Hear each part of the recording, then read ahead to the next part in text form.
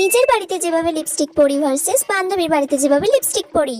বাড়িতে বসে থেকে থেকে ভালোই লাগছে না, যাই একটু পিয়ালিদের বাড়ি থেকে ঘুরে আসি।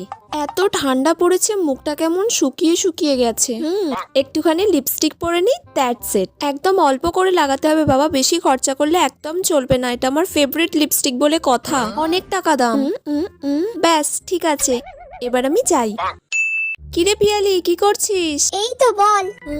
বাবা পিয়ালি, তোর কাছে কত ধরনের লিপস্টিক রে, একটা লিপস্টিক পরবো রে। পরবি? হ্যাঁ পর ওয়াও, তাহলে। কি সুন্দর সুন্দর সব শেড। এই রেড হট কালারটা আজকে আমি পরবো। ওকে পর।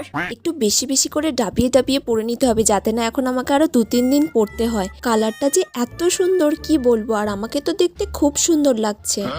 ওয়াও, কি সুন্দর লাগছে রে। এই রকম লিপস্টিক তো আমার কাছে একটাও নেই, এটা কি ছেড়ে নেবো? পিয়ালি এখন নেই, এই তাহলে ঝেড়েই নেই। ঠিক আছে রে, আসছি পিয়ালি। হ্যাঁ আয়।